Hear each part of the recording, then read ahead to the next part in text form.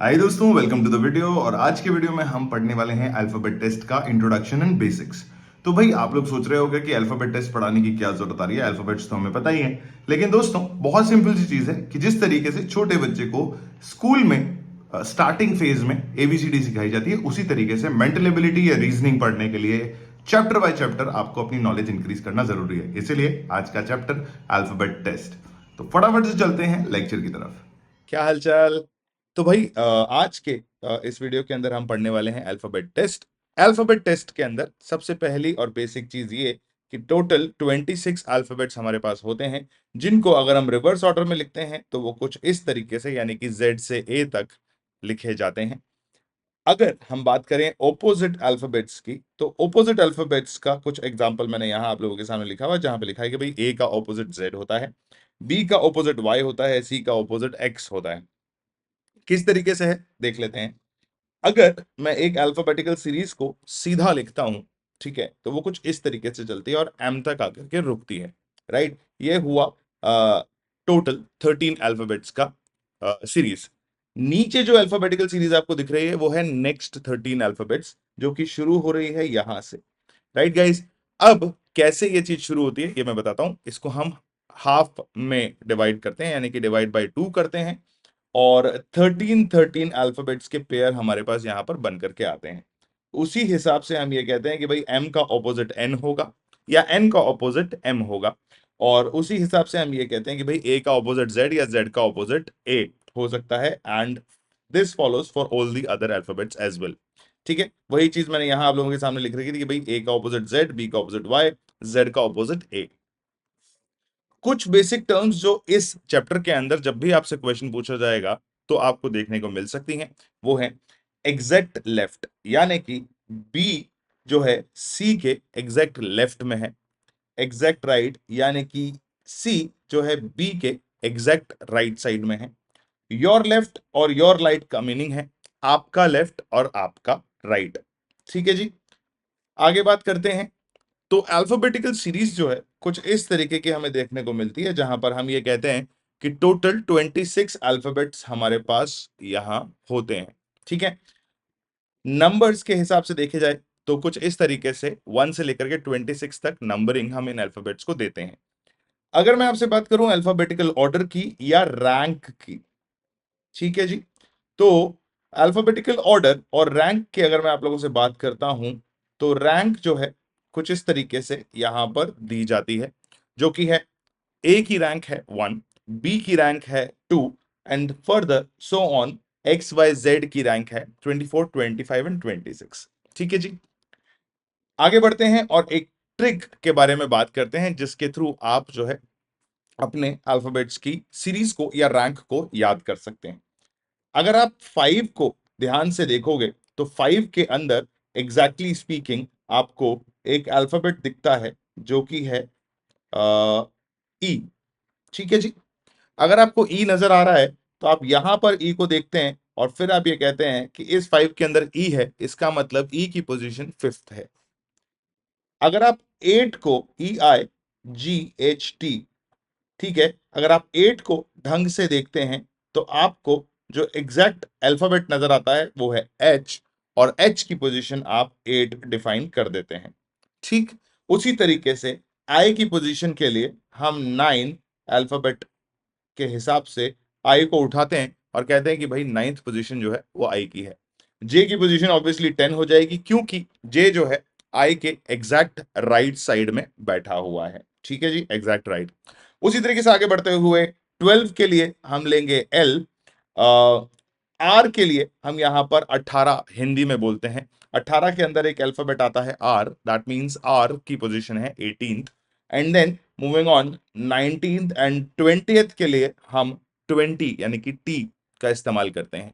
आगे बढ़ते हैं और 23 के लिए हम डब्ल्यू यूज करते हैं, क्योंकि 20 जब आप लिख रहे हो तो डब्ल्यू एक अल्फाबेट है जो 23 के अंदर आपको देखने को मिलेगा। कुछ लोग बोलेंगे अरे 3 तो ऐसे लिख दिया, तो भाई कुछ नहीं कर सकते, +3 करना था इसीलिए हमने 23 लिख दिया। ठीक है, चलिए, और एग्जैक्टली देखोगे तो पोजीशन भी 23rd ही है।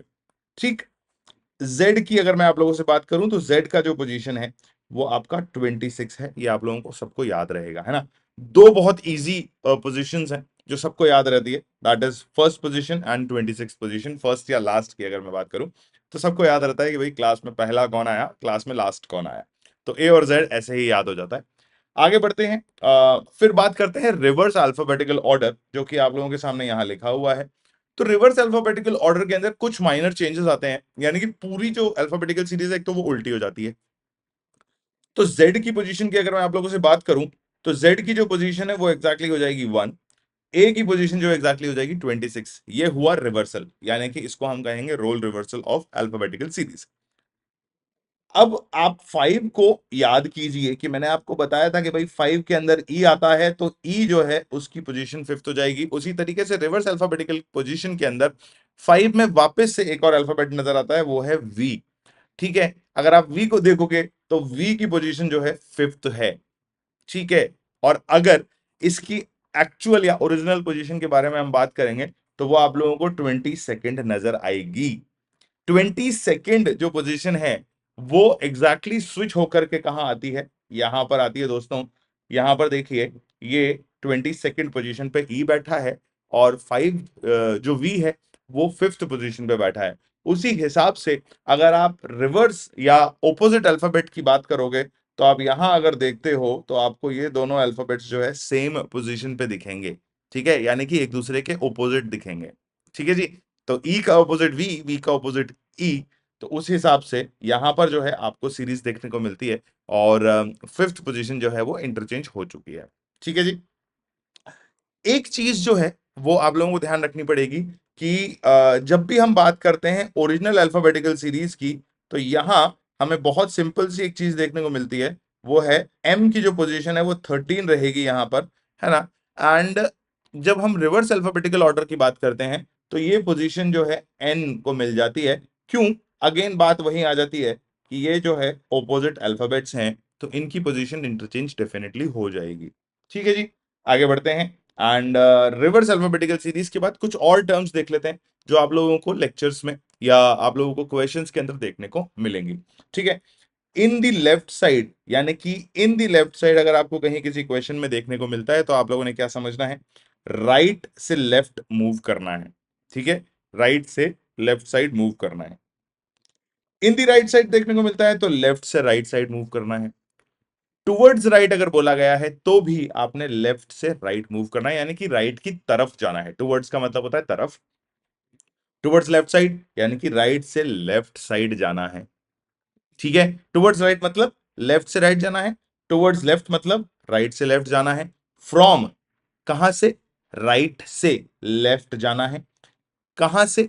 लेफ्ट से राइट जाना है। ठीक है जी। ये कुछ टर्म्स हैं जो आपको क्वेश्चन में देखने को मिलेगी। अभी हो सकता है आप लोगों को ऐसा लग रहा हो पता नहीं यार क्या बता रहा हूं, लेकिन पॉइंट ये है जब हम क्वेश्चन सॉल्व करना शुरू करेंगे तो आपको एग्जैक्टली पता चलेगा कि ये जो टर्म्स मैं यूज कर रहा हूं वो कैसे यूज कर रहा हूं। और उसी के साथ साथ मैं आपको बता दूं कि भैया अब हमारे सामने एक बढ़िया सी चीज आ गई जिसको हम कहते हैं टाइप ऑफ क्वेश्चंस।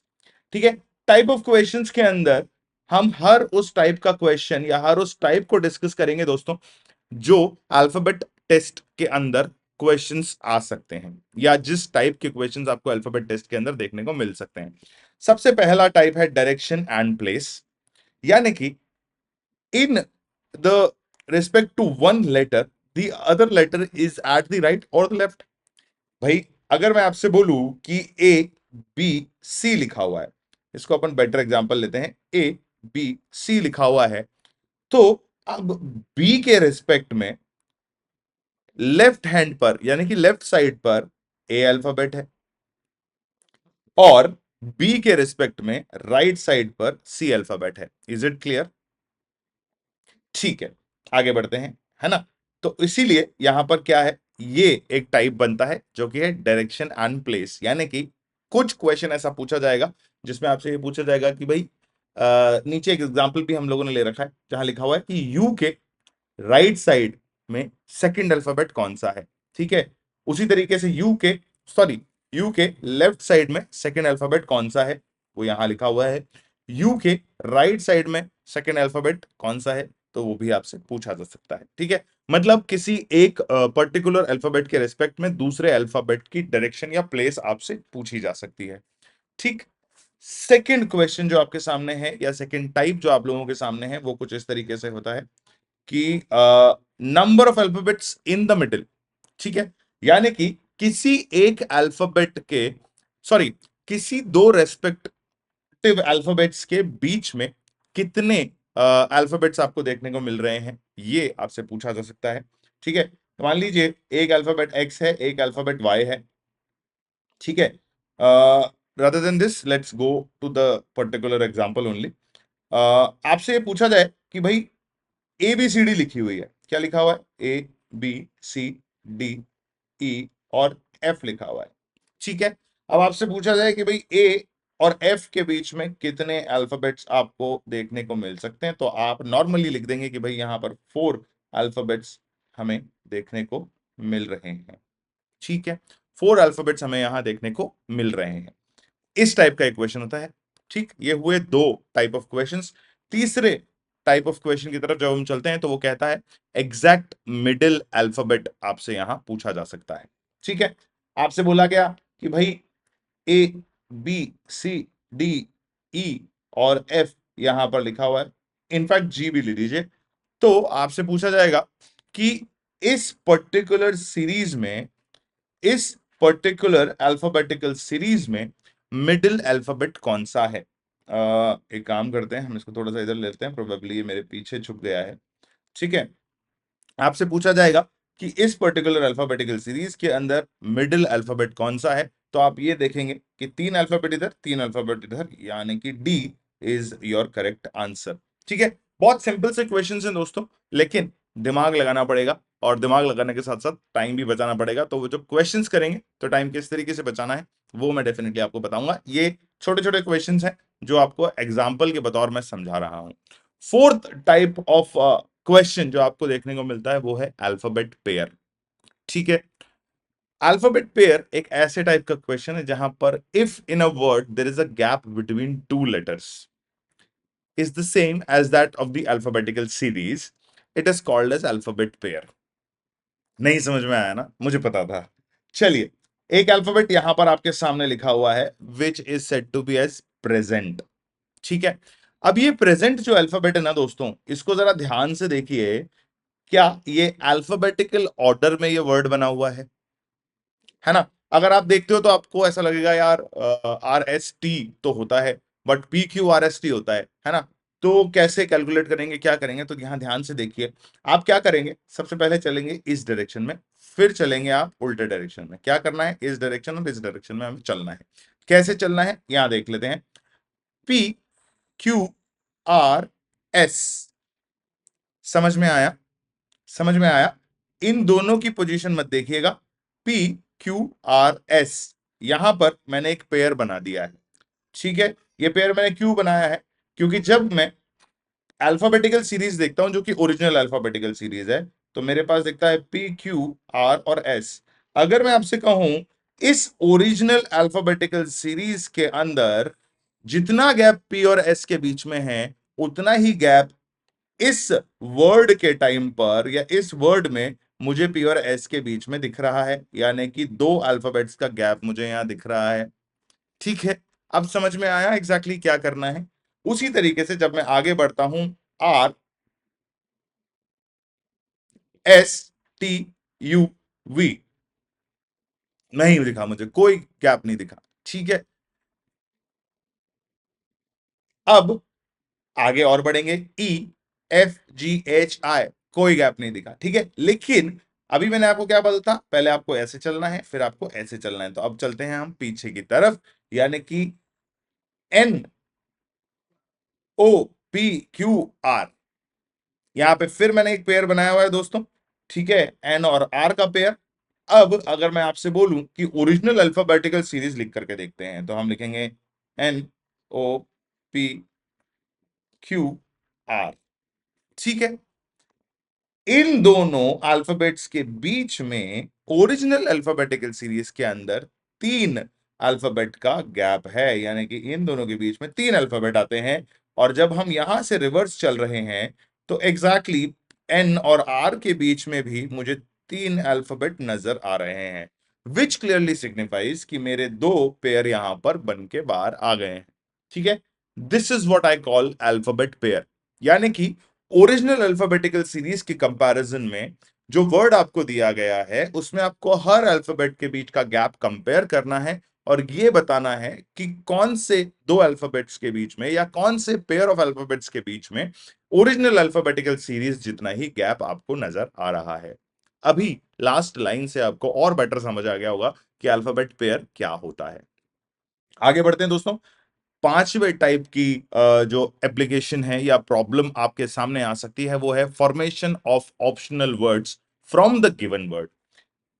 आसान भाषा में आपको समझ में आ गया होगा, लेकिन अब मैं आपको एग्जाम्पल के बतौर ये समझाने वाला हूं। देख लेते हैं। एक वर्ड आपको दिया हुआ है जिसको हम कहते हैं रीजनिंग, है ना। चैप्टर भी रीजनिंग ही है, या जो सीरीज है वो रीजनिंग है। उसमें हमने एग्जाम्पल भी रीजनिंग का ही लिया है। तो भाई रीजनिंग एक वर्ड है जो आपको दिया हुआ है। अब ये आपसे कहते हैं कि इस पर्टिकुलर गिवन वर्ड से हम कितने नए वर्ड्स जो कि मीनिंगफुल हो, क्या हो दोस्तों, मीनिंगफुल वर्ड्स हों। ठीक है जी, ये कितने मीनिंगफुल वर्ड्स हम इस पर्टिकुलर वर्ड से बना सकते हैं, तो वो हमें बताना है। हमने यहां थोड़ा सा कैलकुलेशन किया, थोड़ा सा दिमाग लगाया, तो हमें ऐसा पता चल रहा है कि भाई एक वर्ड तो हम सिंग बना सकते हैं, दूसरा वर्ड हम ईयर बना सकते हैं। ठीक है, सारे एरोज मैंने आप लोगों के लिए लगा रखे हैं, अगर आप ध्यान से देखेंगे तो SING यहां पर सिंग हो गया है, और आप देखेंगे EAR ईयर बन चुका है। ठीक है, ये एक टाइप ऑफ क्वेश्चन आता है, formation of optional words from the given word. अगला यानी कि छठे टाइप की प्रॉब्लम की तरफ चलते हैं दोस्तों। अभी तक आपने 5 टाइप की प्रॉब्लम्स सीख ली हैं और समझ ली हैं। छठे टाइप की जो प्रॉब्लम है उसकी तरफ चलते हैं। Which word can't be formed. Fifth और सिक्स्थ जो है एक दूसरे की ओपोजिट प्रॉब्लम्स हैं, ये ध्यान रखिएगा। कैसे ऑपोजिट है बताते हैं। ऊपर आपको पूछा गया था कि कौन सा मीनिंगफुल वर्ड बनाया जा सकता है, इधर आपको पूछा गया है कैन नॉट बी फॉर्म्ड, कौन सा मीनिंगफुल वर्ड नहीं बनाया जा सकता। क्वेश्चन की लैंग्वेज पे ध्यान देंगे तो नहीं आपको नजर आएगा। Can not, can't be, can not be, नहीं बनाया जा सकता। ठीक है, तो रीजनिंग जो अल्फाबेटिकल ऑर्डर हमने लिया था जिसको हम वर्ड कहते हैं, ठीक है, तो रीजनिंग से आप राइजिंग वर्ड नहीं बना सकते। एग्जाम्पल दे रहा हूं, है ना। वहां पे क्या 4-5 ऑप्शंस आएंगे तो उनको आपको कंपेयर करना पड़ेगा। ठीक है, वहां पे आपको 4 ऑप्शंस मिलेंगे, उन 4 ऑप्शंस में आपको कंपैरिजन करना पड़ेगा। लेकिन यहां पर मैंने आपको बतौर एग्जाम्पल बता दिया कि अगर आप देखेंगे rising word can not be form from the word reasoning. क्यों? क्योंकि यहां पर डबल आई मिसिंग है। ठीक है, सीधी सी बात है, रीजनिंग के अंदर एक आई आता है, राइजिंग के अंदर डबल आई लगा हुआ है, तो डबल आई की वजह से राइजिंग वर्ड नहीं बनाया जा सकता। चलते हैं अपने सातवें टाइप की प्रॉब्लम की तरफ जो कि है अरेंजमेंट ऑफ इंग्लिश वर्ड्स। कौन सी प्रॉब्लम है भैया? सातवें टाइप की, अरेंजमेंट ऑफ इंग्लिश वर्ड्स। ठीक है, आपने हमेशा एक चीज देखी होगी जिसको हम कहते हैं डिक्शनरी। पुराने जमाने में जब लैंडलाइन फोन्स हुआ करते थे, कौन से फोन हुआ करते थे दोस्तों? लैंडलाइन फोन्स हुआ करते थे। कौन से? लैंडलाइन। जब ये लैंडलाइन फोन्स हुआ करते थे तो वहां पर आपको जो आपकी लैंडलाइन फोन कंपनी है वो एक बुक प्रोवाइड करती थी, जिस बुक को हम कहते थे डिक्शनरी की जगह डायरेक्टरी। क्या कहते थे? डायरेक्टरी कहा करते थे मेरे दोस्तों। ठीक है, अब ये डायरेक्टरी जो है कुछ तो भी गड़बड़ हुआ है यहाँ पे। हाँ, ये जो डायरेक्टरी है दोस्तों, ये डायरेक्टरी आपको कहां से मिलती थी? आपकी लैंडलाइन फोन कंपनी आपको एक डायरेक्टरी प्रोवाइड किया करती थी, जिस डायरेक्टरी के अंदर बहुत डिफरेंट डिफरेंट नाम हुआ करते थे of the people who have the landline phones. ठीक है, जो बच्चे या जो लोग लैंडलाइन फोन्स के बारे में नहीं जानते हैं उनको डायरेक्टरी के बारे में भी नहीं पता होगा, लेकिन कुछ लोग जो मेरा वीडियो देख रहे हैं उन्हें पता होगा कि लैंडलाइन फोन आया करते थे एक वक्त, और उनके साथ एक डायरेक्टरी मिलती थी जिसमें आपके आस पड़ोसियों के आपके शहर में रहने वालों के, जयपुर शहर में रहने वालों के, कोलकाता शहर में रहने वालों के, बहुत सारे लोगों के नंबर हुआ करते थे, है ना। जब भी हमें किसी का नंबर चाहिए होता था तो हम उस डायरेक्टरी को देखते थे कि यार जैसे कोई भी कंपनी है, एमटीएनएल है या बीएसएनएल है, तो इनका नंबर हमें जो है कहाँ मिल सकता है। ठीक है, कंपनी वाइज वो डायरेक्टरी बनाई जाती थी और उसमें हम नंबर ढूंढा करते थे। कुछ जो मिल जाते थे उन पर हम डायल कर लेते थे, नहीं मिलते थे तो फिर दिमाग लगाना पड़ता था। चलिए, तो अरेंजमेंट ऑफ इंग्लिश वर्ड्स जो है वो एग्जैक्टली सीक्वेंस ऑफ वर्ड्स है जो कि आपसे पूछा जाता है ना। मान लीजिए आपसे पूछ लिया कि भाई बर्ड और बैट जो है दो वर्ड्स हैं, अब इनको बताइए कि ये जो डायरेक्टरी है या डिक्शनरी है, ये बर्ड और बैट जो है इनकी पोजीशंस क्या होगी। क्या बर्ड जो है वो बैट से पहले आएगा या बैट बर्ड से पहले आएगा डिक्शनरी के अंदर। ठीक है जी, तो वो कंपैरिजन हमें डेफिनेटली करना पड़ेगा, उसमें एक एक अल्फाबेट को कंपेयर हम करते हैं, तब हम बताते हैं कि भाई बैट जो है वो बर्ड वर्ड से पहले आज के आएगा। वीडियो में हम लोगों ने सीखा introduction and basics of alphabet test. I hope आपको ये 7 टाइप की जो प्रॉब्लम्स का आइडिया मैंने दिया है वो डेफिनेटली समझ में आया होगा। अगले लेक्चर के अंदर इन्हीं 7 टाइप की बेसिक प्रॉब्लम्स के ऊपर कुछ एग्जांपल्स सॉल्व करेंगे और उसी के साथ साथ कुछ अमेजिंग क्वेश्चंस भी मैं सॉल्व कराने वाला हूं, जहां पर आपको बेसिक ट्रिक्स के बारे में एक आइडिया भी लगेगा। Thank you so much and see you soon in the lecture 2।